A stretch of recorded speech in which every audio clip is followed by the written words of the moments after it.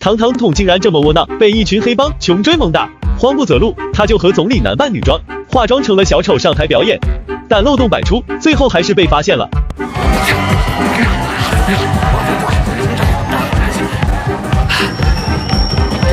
慌乱中，他们上了一辆车，总统瓦西和前总理都没想到，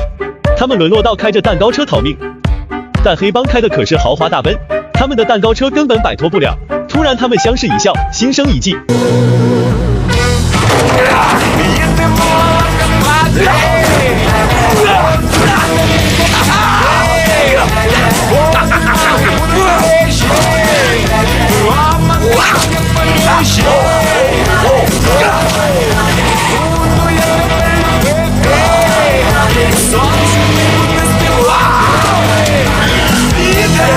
下车后，他们快速上了一个游艇，才最终逃脱黑帮的追杀。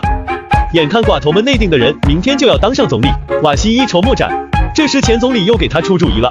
说有个办法可以更有效地离间寡头们。于是瓦西来到其中一个大寡头眼镜的家里，参加了他女儿的婚礼，并让前总理暗中拍照，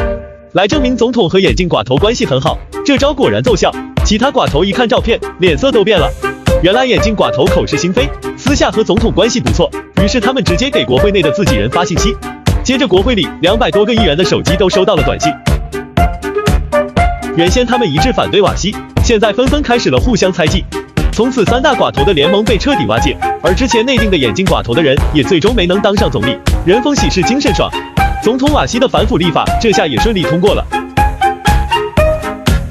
之前被灌酒的国际货币组织的官员更是开心，终于见到了瓦西，终于不用再喝酒了。瓦西也因为即将拿到国际贷款而感到兴奋，但货币组织的官员要求瓦西取消70%的农业用地，用于开采页岩油。但是乌克兰被称为欧洲粮仓，农业是他们的重要收入来源，一旦开采页油就会污染环境。虽然能够拿到150亿刀的贷款，但附加条件简直是丧权辱国。